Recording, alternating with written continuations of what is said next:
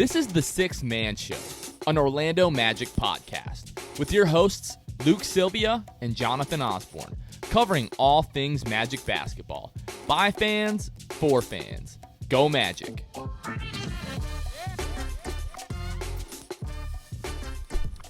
What's going on, Orlando Magic fans? You guys are back with the Six Man Show. It is December 27th, 2021. Today, I'm actually joined by my co-host, Kevin Tucker. Kevin, how was your Christmas? Hey, man. Christmas was great. I've got two little ones, a 3-year-old and a 1-year-old, and so the 3-year-old, 3 years old, you kind of get Christmas, and so you understand it, and she woke up. We opened presents at 5:35 a.m., so that was a lot of fun. They were wide awake and ready to go, but no, it was a lot of fun. I put together a swing set for her. Took about 3 days. It was brutal, but it was done in time, and no, it was a really good day. How about you, man? It really took 3 days? I mean, 3 days of like a few hours here, a few hours there. It wasn't like all day for 3 days. But yes, over the span of 3 days, it took for me to do that. Gosh. Yeah. No, Christmas is good. So like you, we have a 3-year-old. So this was like her first like official Christmas where she was super excited. And when she woke up yesterday morning at 6:30, not 5:30, she got up at 6:30, but could not believe that. She's like, oh my gosh, Santa ate the cookies and drank the milk. Like really couldn't believe it. But yeah, it was a great day with the family.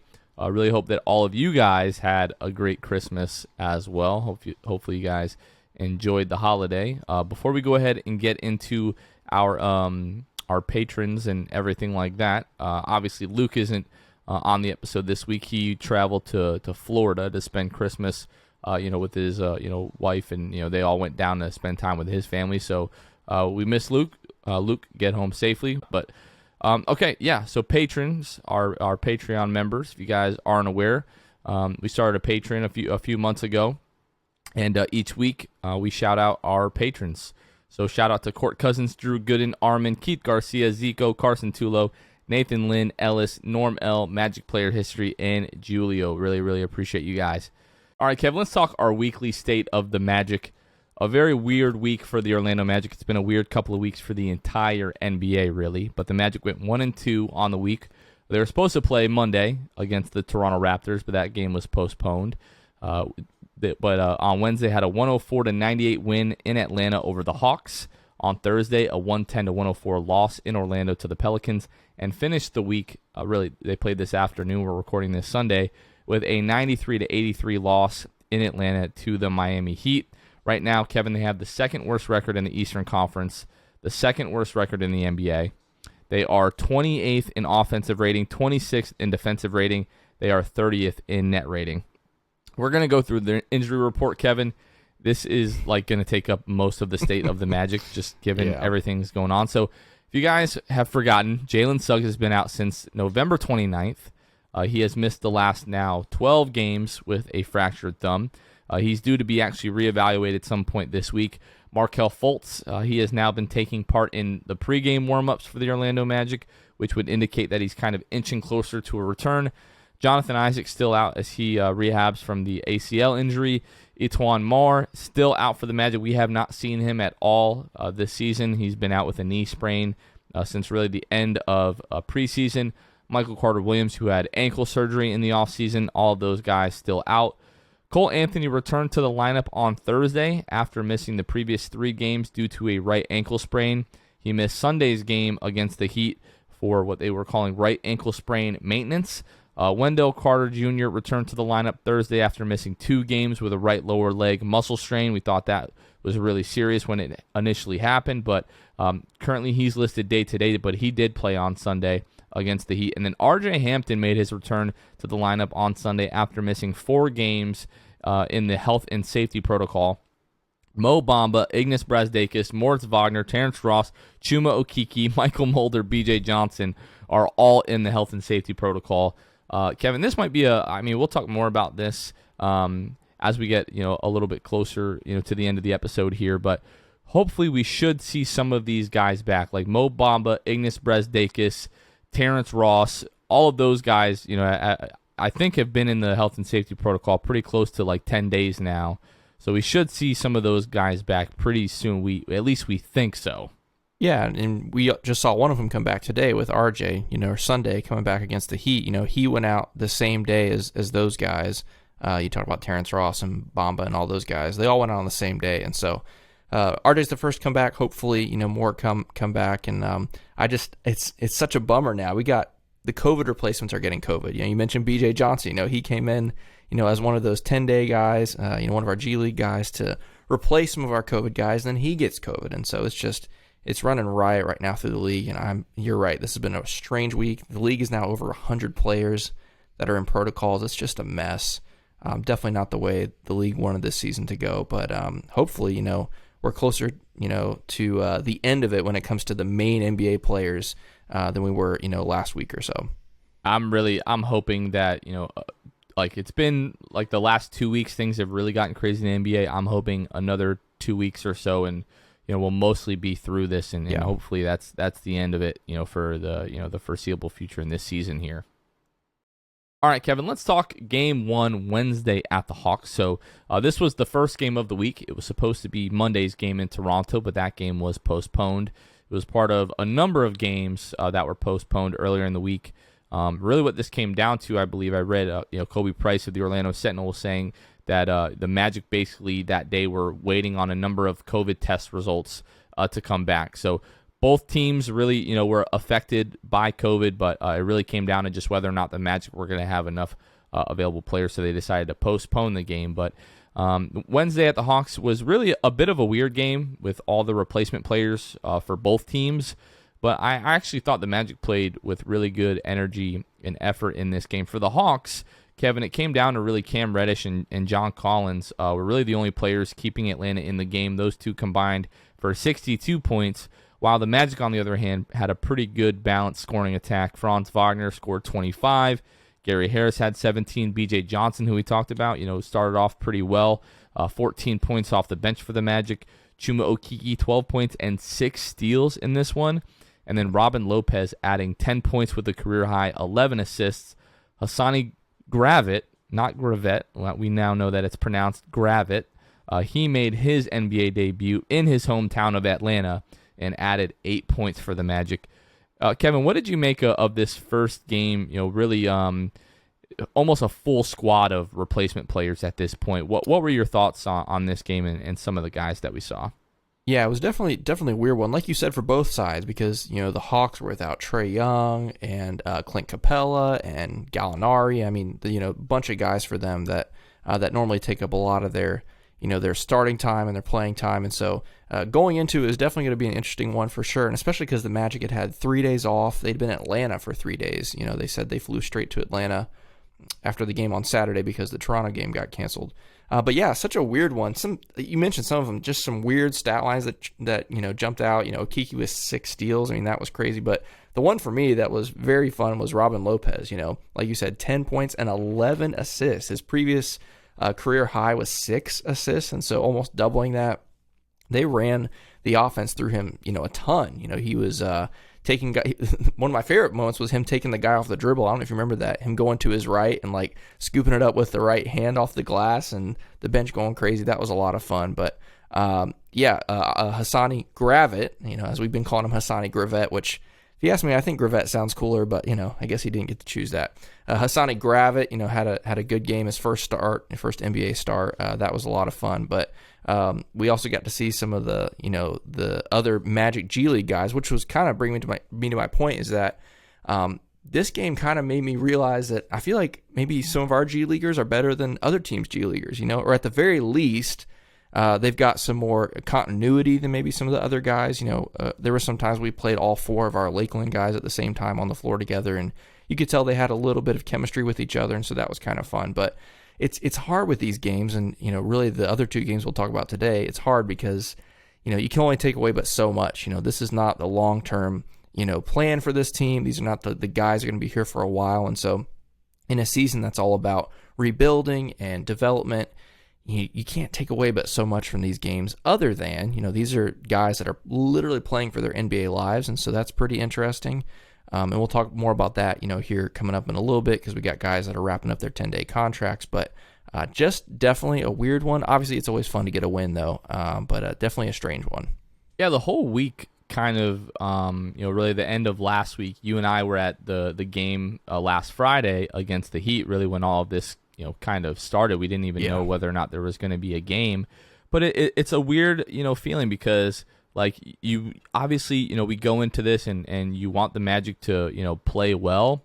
But, in terms of, just the reality of the season, the Magic are going to be in contention for, a top 3, top 4 pick at the end of the year. I think even when Markelle comes back and J.I. comes back and we get Jalen Suggs back, there's still, a pretty likely possibility that that's going to be the case.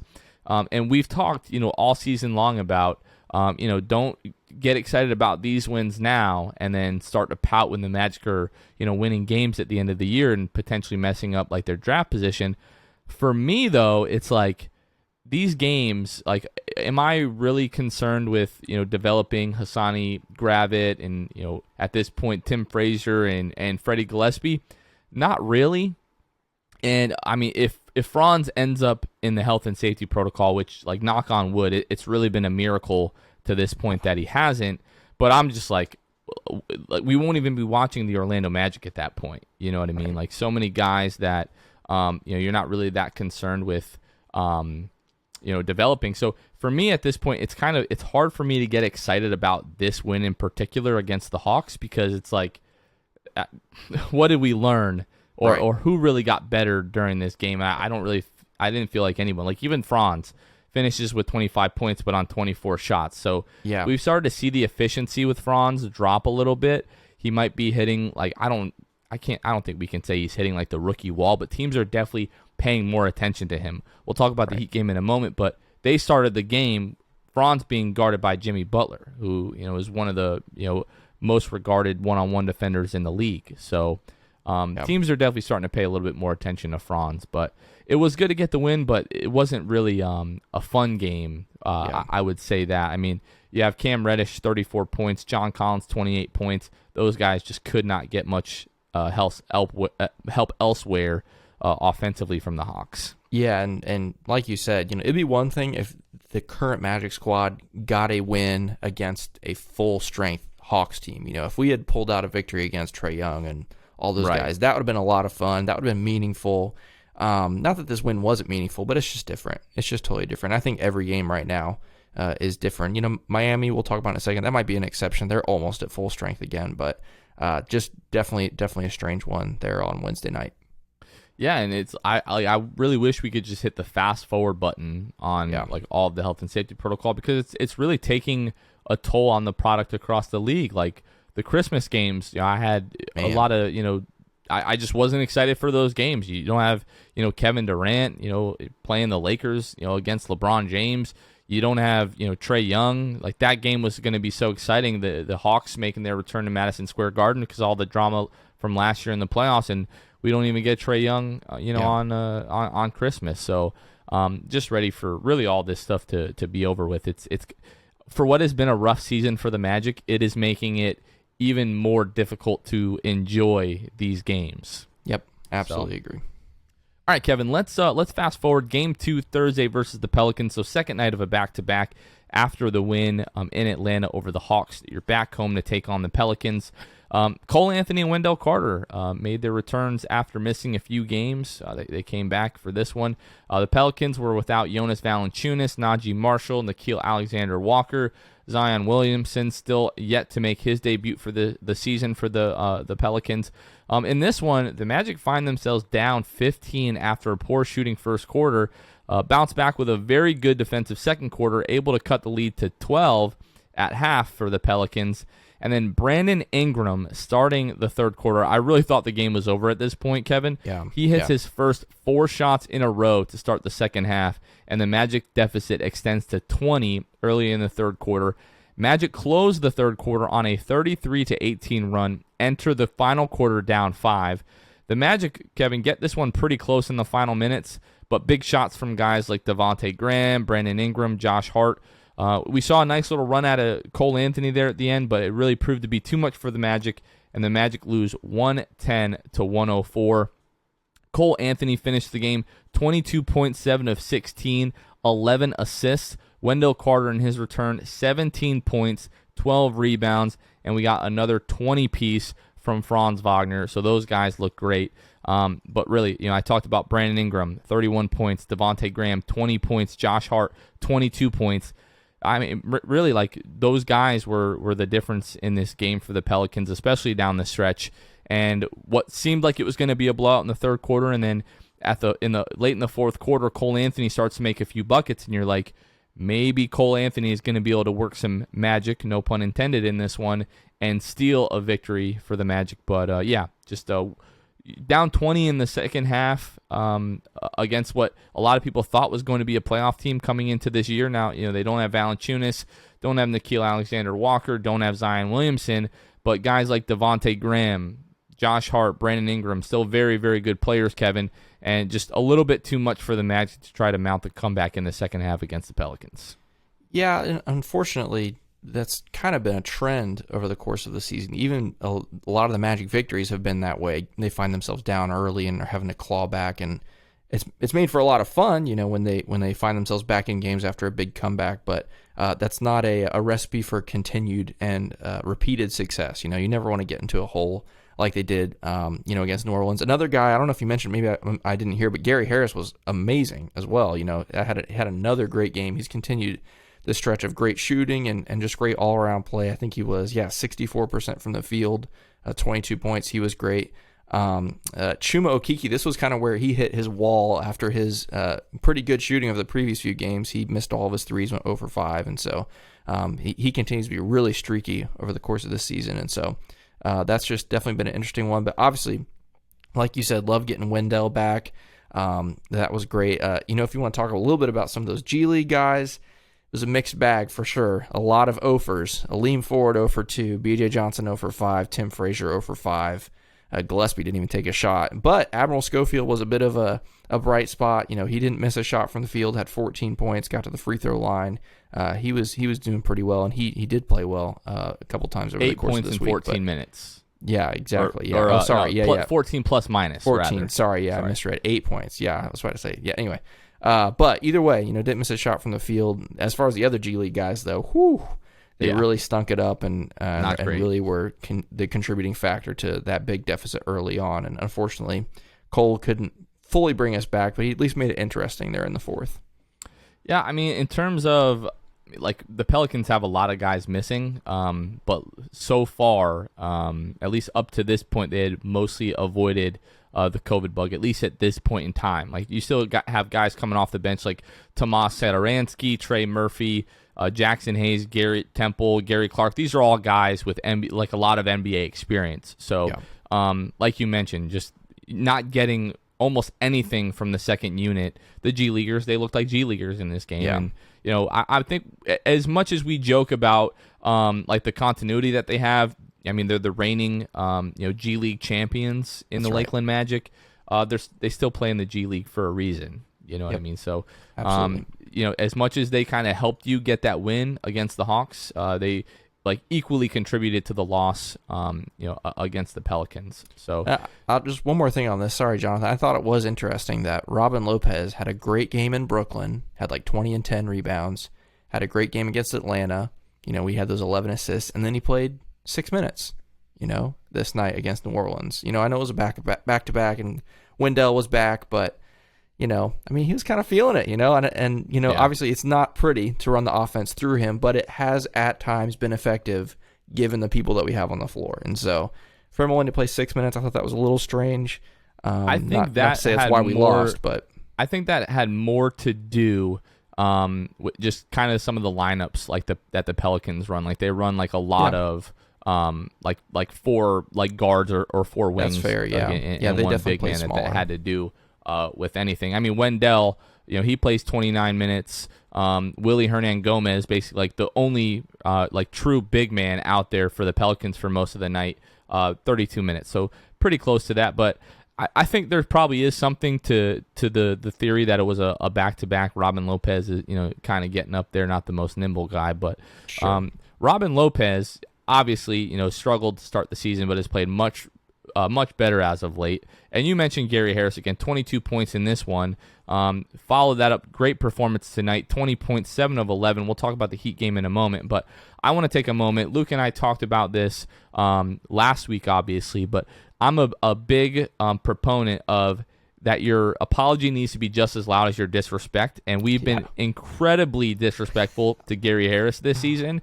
So especially I want Luke. Especially Luke, yes, very much so. But I just want to take another moment and just shout out Gary Harris because the last 3 weeks, the dude has been night and day. He's been playing so much better. People are saying now he's actually healthy, might not have been totally healthy to start the season, and kind of when he came back, been getting more into a rhythm. Gary Harris might actually be a piece that we can trade if he keeps up this level of play, into January and February. Now, will he? I don't know. I think Gary Harris is probably closer to what we saw to start the season than what we're seeing now. The last 3 weeks, he's just really been shooting the crap out of the basketball. But Gary Harris, all due respect, has been playing much better as of late. So good on you, Gary Harris. Absolutely, for sure, definitely.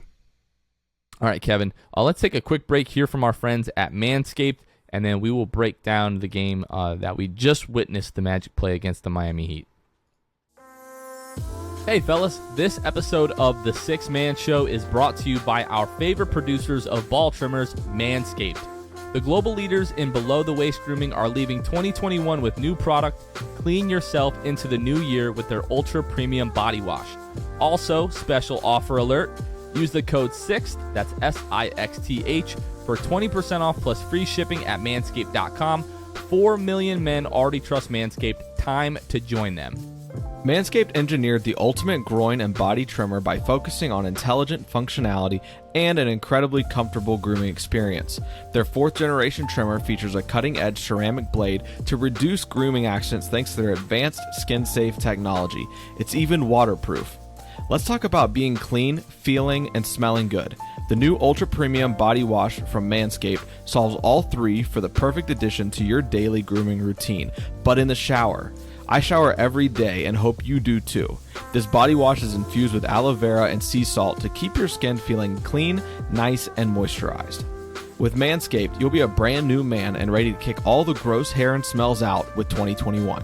Get 20% off and free shipping with the code SIXTH at manscaped.com. That's 20% off with free shipping at manscaped.com and use code SIXTH, SIXTH. Happy New Year to your balls. All right, Kevin, Sunday at the Heat. So Cole Anthony back out of the lineup due to what they were calling right ankle sprain maintenance. RJ Hampton made his return to the lineup after missing 4 games in the health and safety protocols. Jimmy Butler returned to the lineup for the Heat after missing the previous 8 games with a tailbone injury. They're also without PJ Tucker, Kyle Lowry, Dwayne Dedmon. Markieff Morris has been out for a bit. They're still missing Bam Adebayo and Victor Oladipo. So very deep team in the Miami Heat, but they were still missing a good chunk of their roster. So Orlando actually got off to a good start in the first. They held a 9-point lead in the first quarter before the Heat closed out the quarter on a 10-3 run. Magic were up 2 after 1, and then 11 first-half turnovers. Magic were down by 3 at the half, Kevin. And it was especially concerning because in that first half, a lot of good shooters. We just witnessed this on Friday when the Heat were in Orlando. Got guys like Max Strus, Gabe Vincent, Tyler Hero, Duncan Robinson. They've got some good shooters on this roster. They went 2 of 16 from 3 in the first half. So everyone's thinking if the Heat are able to turn it on even a little bit, in the second half, this game could get ugly, and that's exactly what we saw early in the third. They made, I think it was 2 threes the whole first half, and then within the first 5+ minutes in the third quarter, they hit 5 threes. Yeah, got out to a 15-point lead. Magic really did their best to come back. There in the second half, but this team just missing so many guys. You're missing Cole Anthony, your best offensive player. Rough shooting night, from Franz Wagner. Wendell probably didn't get as many looks as you would like to see him get in this game. But Magic, really a pretty solid defensive effort tonight, 93 points. But it comes down to a couple of things, just poor shooting, obviously, Kevin. But 18 turnovers for the Magic. and 20 offensive rebounds for the Miami Heat, which led to 20 second chance points. Like, that's the difference in the game here. 10 second chance points for the Magic, 20 for the Heat. They lost by 10. There's your deficit. Like, the offensive rebounding in this game for the Heat is for me what did the Magic in. Yeah, that was brutal. And like you said, holding them to 2, made threes in the first half sounds great, but we were still down 3. And so you knew that, even though they only went 2 for 16 from the first half, to still have a lead, they were, that was just a recipe for disaster. It was what I joked. It was a Christmas miracle that we were only down 3 at the half, because offensively we just could not get it going after that first quarter. I mean, it was just a real battle, a real struggle to score points, and that's to be expected, like we've talked about with some of the guys that were rolling out there. But it was definitely a weird one, because like you said, that second half they just turned it on from 3. But the turnovers were bad. But you mentioned the offensive rebounds, man. That was brutal. That was absolutely brutal. And you would think having Wendell, having Robin Lopez would have been able to prevent some of that. Not all of it. The Heat are a good team, well coached. Spoelstra's great, but way too many. I remember the one possession towards the end of the fourth quarter when we gave up 3 offensive rebounds in one possession, and that was the moment you knew, like, this game's over. Any chance we had of a miraculous comeback was done. But it was just kind of a bummer. The Heat obviously more at full strength than they were the week earlier when we played them, having Jimmy Butler back, but losing Kyle Lowry. But definitely thought this was a game potentially you could win, especially after you get off to a good start. But it was all downhill after, the first 10 minutes of the first quarter or so. But, definitely a tough one for the guys. Yeah, seeing Jimmy Butler, like, reinserted into the lineup, I was like, okay, we're probably going to lose this game. But, I mean, they also get huge lift off the bench. So you get 17 points from Caleb Martin, 7 of 11 from the floor, and then 8 points from the old man, Udonis Haslem. Yeah. Still able to get out there and hit a baseline mid-range jumper. So I've always been a fan of Udonis Haslem, but Tyler Hero, I just want to talk about this for just a moment. In this game, 1 of 5, he only played 19 minutes, scores 2 points. In the first half, him and RJ get into a little bit of a kerfluffle. They're both jawing back and forth to each other. Good to see RJ kind of sticking up for himself there. And then in the second half, I could not believe. But he passed to someone in the corner. I forget who it was. But basically throws Tim Frazier to the ground, is called for the foul, and then he must have forgotten, Kevin, that he had the first technical already, because completely the arm pump at the ref, like just yelling at the ref about the bad call, gets teed up and gets thrown out of this game. Like, He must have forgotten that he had the first technical. That's the only explanation, because they were up in the game. It really wasn't that egregious. It wasn't that big of a deal. It's not like it was the last couple of minutes of the game or you're frustrated because you're getting blown out. Like, you're very much still within the flow of the game. I have no idea what the kid is thinking there. Yeah, I am a outspoken hater of Tyler Hero. And I was super happy about that. I don't know if he just, lost track of the moment, or he can't count to 2. I don't know what the deal was, but definitely deserving. I mean, that's one of those like no-brainer texts. Like, you're going to get that call 100% of the time. And so it's not like a gray area. It's not like it was a bad call on the tech or anything. He totally 100% deserved it. So if there's any silver lining tonight, it is that. That Tyler Hero lost his cool, and plus he didn't play, that great to begin with. And so obviously would prefer a win, but it definitely made for a good chuckle in that moment. Yeah, so unfortunately, Kevin, this one again ends in a loss, 93-83 against the Miami Heat. That's the week. Supposed to have 4 games. We ended up with 3 because of the postponement, of the Toronto game. But Kevin, wanted to take a moment and just talk about some of the G League guys. That's really the story this week, obviously. With most of our regulars guys being out, but you got guys like Hassani Gravett. I want to make sure I say that correctly. Tim Frazier, B.J. Johnson, Admiral Schofield, Freddie Gillespie, Aleem Ford. We can talk about Michael Mulder and Ignas Brazdeikis, I guess, a little bit, because I feel like they fit into the conversation. We talk about the G Leaguers. Those are our two-way guys right now. Yeah. Who are some of the guys that we've seen the last week here that have either stood out to you or done some things that you've liked? And some of these 10 days when we talk about, I think it's BJ Admiral, Hassani, and Aleem, those guys are pretty much coming to the end of their 10 days here, I believe, in the next couple of days. What do you like out of these guys that you've seen, and some of these guys that we might have to re-sign quite a few of these guys if we don't get some guys back here?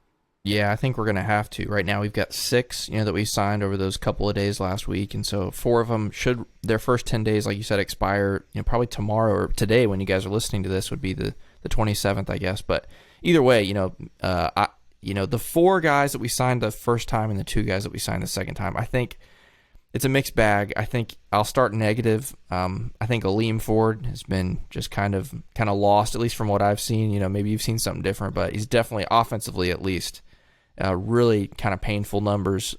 Not shot the ball well. I'd be hard. Go ahead. I don't mean to jump in here, but his first couple of games, I thought we might have found something with this kid. I liked some aspects of his game, but you're right. Like the last couple of games, he just seems like he's been totally lost offensively. Yeah, he shot 13% from 3 over his 5 games, 30% from the field. In 14 minutes. So it's not like he's getting 2 minutes. 14 minutes per game is a substantial number to shoot 30% from the field and 13% from 3. So if I had to pick a negative, it'd probably be him. Positive for me has been Freddie Gillespie. I know he's not one of the Lakeland guys, but yeah, that's right. He signed a couple days after them, but he's been great. He looks like he could be, on an NBA roster, kind of down on the roster, but definitely a roster. I think it was Dante maybe tonight mentioned, kind of looks like, he could kind of play a Kim Birch type role, coming off the bench as a third string type guy. Obviously, when healthy, we already have a third string, and his name's Robin Lopez. But, he can play a little bit of both big spots, and he's got a lot of energy, a lot of hustle, good rebounding. He's got a nice little fadeaway, a fadeaway jumper there. He's pulled that out a couple times in the paint. Has been good to watch. So for me, he's been a bright spot. Also, I would add Hassani Gravett, especially the last couple of games. He's really kind of found his way. Obviously loved that game in Atlanta. But yeah, those are some of the bright spots. As far as who I think might be retained, hopefully we don't need all 6 guys by the end of this week. I hope we don't have to re-sign all 6 to their second 10-day. I imagine it'll probably be 4, and it could probably be the 3 Lakeland guys minus Ford plus Gillespie. I don't know if I could pick and choose, but it depends on who comes back, obviously. But that's kind of my reflections on the G Leaguer so far. Yeah, I think I pretty much feel the same way that you do. If we have to, so like Terrence, Ignis Brazdeikis, and who's the Mo Bamba. We should be getting those guys back pretty soon. Mo Bamba, I know Terrence, had some symptoms there. I don't really know about Iggy. Mo, he's been on the Peloton, so I was concerned about Mo just because the first bout that he had with COVID, he obviously really, really struggled with getting his conditioning back. So the fact that the last couple of days he's been on the Peloton already, I think that's promising for Mo's return. But yeah, for me the main negative has been Tim Frazier. Tim Frazier, 31 years old. All right, so it's not like this is a guy that we're going to be developing. In 16.5 minutes per game in the 2 games that he's played, now 3 for the Magic. This is a Basketball Reference, so it's not updated with the stats from today's game. But 0.5 points per game. I think he hit a 3 today. But this dude has thrown 2 of the worst passes I've ever seen in an NBA game. Today, he was on the right wing and meant to throw it to the left corner. Ended up throwing it 4 rows deep. I've never seen that before. So, yeah, I don't think he's coming back. But, yeah, if we're still missing a few of these guys kind of when these 10 days are up, I'm fine with, Admiral, BJ, Hassani, and Freddie Gillespie. Freddie has been the guy that I've really liked. I have seen a little bit of the Ken Birch, but you've seen a little bit of the touch around the rim also with, the fadeaway and everything like that. A question that I wanted to ask you is, what so far do you make of Michael Mulder and Ignis Brazdeikis? And I don't even know if this is possible, but are there any of the guys that we've seen that you would kind of swap out Mulder and Brazdeikis for those two-way spots? Brazdeikis, yes. Definitely, haven't been super impressed with him when he has seen the floor for, the Orlando Magic at least. You haven't been super impressed. Have you been impressed at all? No, I'm trying to be gentle here, Jonathan. No, yeah, I would definitely be in favor. Like you said, I'm not exactly sure that's even something they can do right now, at least at this point of the season, change their two-way player. But in a hypothetical world, I guess, he definitely wouldn't be one of them. Michael Mulder, I don't really have a problem with. He's been he's a shooter, right? I don't have his stats in front of me, but thinking off the top of my head, I feel like he's shot 37. Yeah, pretty much league average, above league average. So kind of doing his thing there. If I had to pick one, Michael Mulder. No, I'm sorry. I'm looking at the wrong thing. Michael Mulder, 28% from three. Whoa. Okay, that's not as good as 3.1 attempts per game. My apologies. Okay. I led you astray. Okay. Yeah. No, I misremembered anyway. So that's not great. You want him to do better than that. I feel like he's had a couple games where he's been right around 50%, but I guess he's had some games where he's been over. But either way, I haven't really had an issue with him. I do, because he is a guard, I am a bit of a Hassani Gravett fan. I have been, since last year. Jonathan knows that. G League, that's your boy. Right. That's right. Of the Lakeland Magic guys, he is. So I would, if we're taking a guard, I would have preferred him over Michael Mulder anyway. But especially with our current guard situation with Markelle being out and then Cole being back and forth between in and out, I think having Hassani on the team, more of a full-time basis, I'd prefer him over Michael Mulder just because I think he runs the offense a little bit better. Especially the last few games, he's gotten more confident. But anyway, that's kind of my thoughts. Brazdeikis, not really doing it for me. But yeah, I'd love to see Gravett get a little bit more burn. Yeah, I think something that I just started to think really today watching these games, and thinking about like a guy like a Michael Mulder or an Ignas Brazdeikis. You look at the Heat, and they've kind of found like these gems in Max Strus. Gabe Vincent, even like Duncan Robinson, who before making the Heat roster a few years ago, was a guy that really flew under the weather. And if you think about guys in the league that are like elite shooters and are able to sustain that for a long time, the thing that a lot of them all have in common is that they are also elite off of the ball movers. Like they're never standing still. They are always finding a way to get open. And we see these guys. It's like, he's a great shooter, but why does he not turn into like one of these like elite like volume shooters? And I think that is the factor. If you're not also able to get yourself open, and like because you're constantly being like hyper focused as a shooter. You talk about guys like Duncan Robinson or Kyle Korver, Steph Curry without the ball, or Klay Thompson without the ball. I might have already mentioned like JJ Redick, but these are all guys who are like elite at moving without the basketball. And a lot of these guys that we get from the G League, whether it's like a Devin Kennedy or a Michael Mulder, why is it that these guys don't evolve into like a Duncan Robinson? It's because of the fact that those guys are elite off-ball movers. And if you can't add that other skill, if you can't be elite at those two things, I just don't think you're going to stick. So, like, Michael Mulder is great in theory, and we always talk about why don't the Magic, sign or like Joe Harris is a great example that was waived by the Orlando Magic. We always talk about, like, why don't the Magic, get these guys or sign these guys or whatever, and you have to have those two elite skills to be able to, like, get to that next level as a shooter. But to kind of wrap all this back together, Ignas Brazdeikis, Michael Mulder, I don't think those are guys that are necessarily giving you a ton right now, especially not Brazdeikis.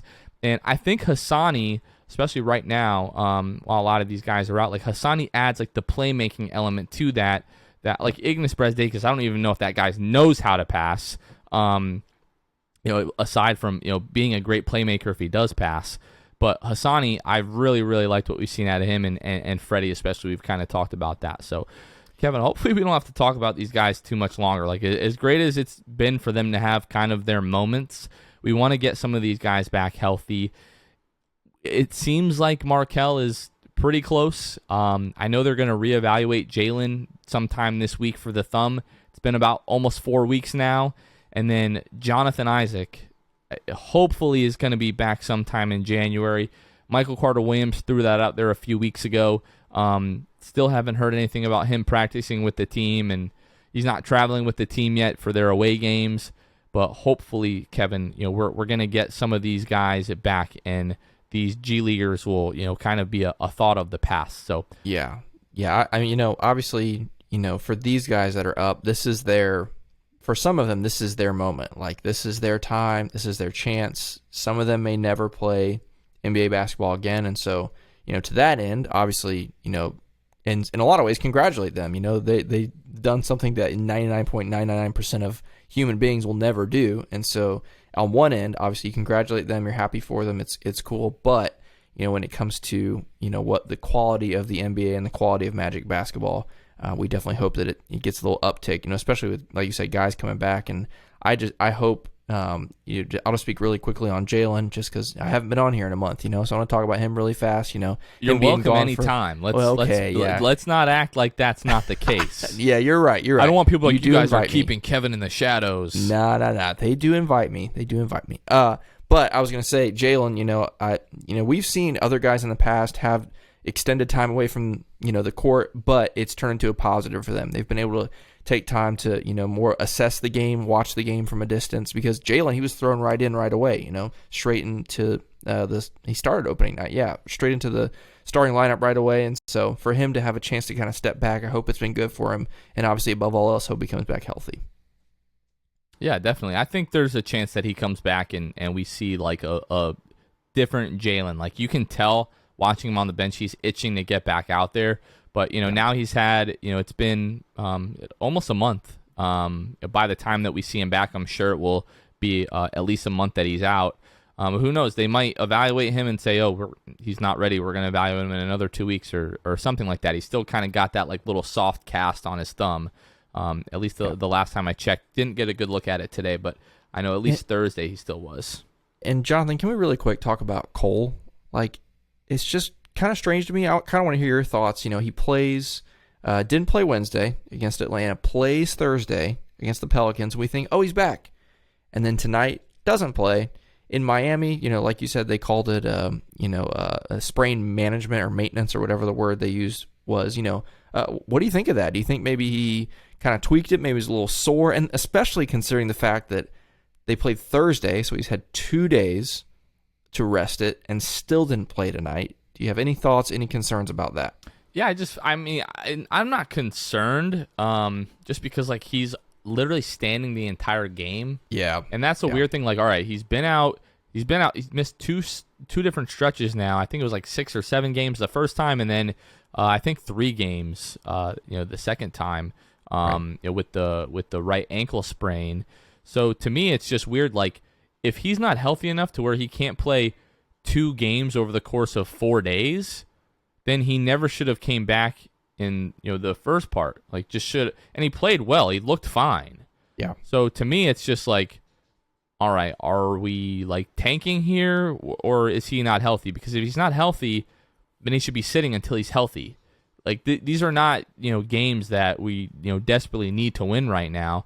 Sure, you want guys to develop, but if you're risking his ankle health to try to get a win on a Thursday night right before Christmas against the New Orleans Pelicans, we're kind of missing the big picture. So I had tweeted that out when the announcement came out that he was going to miss the game, and some people were like, oh, well, we don't, we say that we don't want guys to play until they're healthy with, Markelle Fultz and Jonathan Isaac. I'm like, this is not the same case whatsoever. He has missed, 2 weeks, came back, played a handful of games, missed 3 games, played 1 game, and now he's out again. It's not like it's a back-to-back. So I don't know. I did find that kind of weird. Yeah, that was interesting, and I'm very interested now because they'll get another day off, but we're going home. Does he play against the Bucks? That's something to watch for me. I'm not concerned. It's just it doesn't add up, if you ask me. Well, I just hope it doesn't turn into like this ongoing thing where he plays Tuesday, doesn't play Thursday. Like, that would be like kind of silly. And I know that the organization's number one priority isn't keeping fans happy, but at some point you've got to be like, these poor idiots have had enough. Like, they have suffered enough. Let's give these fans something to get excited about and cheer about.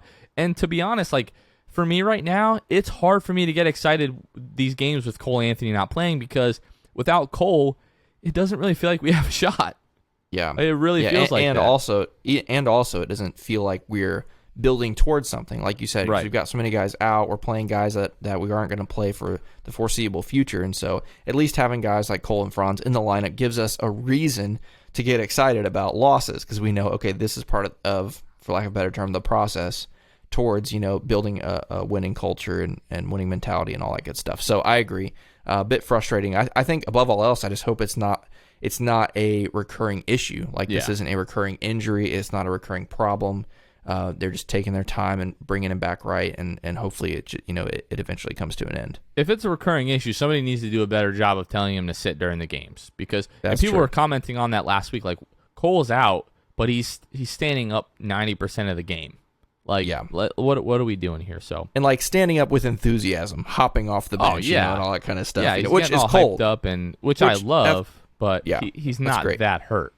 Right. And I'll also say that if there's one player on this team that isn't going to be held out for some garbage reason, at least on his own terms, it's going to be Cole. Like, he wants to play.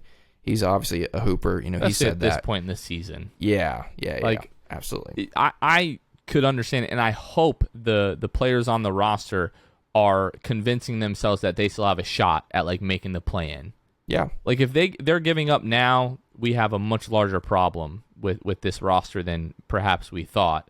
So those guys are very much thinking, like, yo, we get Markel, we get J.I., we get Jalen back, and we get healthy, like, we're going to make a run at this thing. And they should be thinking that way. Especially given the COVID stuff.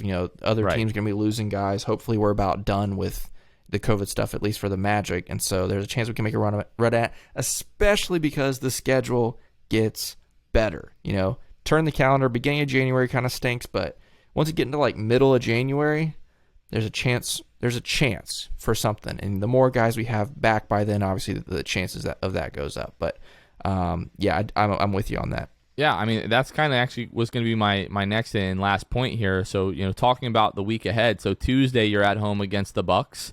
Thursday you're at home against the Bucks. So it's our second kind of, almost mini series with the Bucks this season. Who are healthy, almost healthy now, by the way. Right. Giannis is back. It's going to be brutal. Right.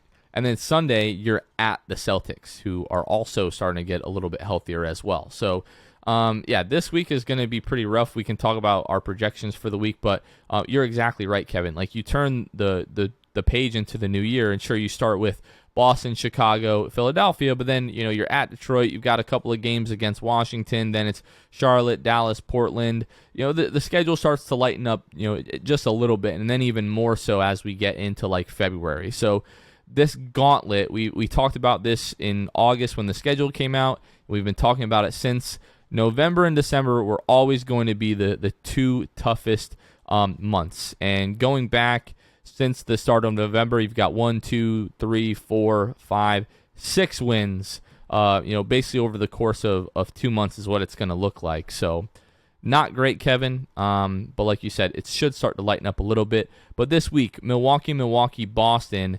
What's your projection for the Magic record this week? Yep. Over. Yeah, over, baby. Yep, it's hard to picture. If this was Milwaukee last week or 2 weeks ago, one or the other, I think we could steal one of those.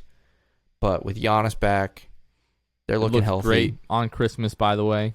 Yep, against Boston. Maybe we can go, get that one against Boston next Sunday. Maybe by then we're a little healthier. We got guys back. Hopefully a week from now.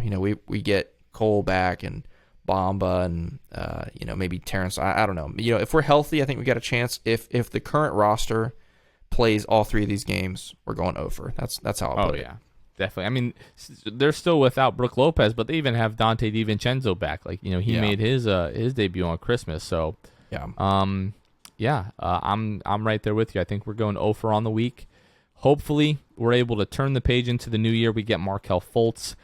Hopefully, I can't stress enough how hopeful I am that Jonathan Isaac will make his return in January. If he doesn't, I might have to stay off of Magic Twitter for a few weeks, because it would be a complete and utter meltdown if he's not back at some point in January. Yeah, and rightfully so, I'll add. Yeah, rightfully so. I mean, at this point, we are now basically 16 months from the ACL tear. If we get into January. Then we're 17 months in. We're like staring down a year and a half for an injury return. So I don't know that my mental health in this season could take that. So really need the Magic to get healthy, Jonathan Isaac included.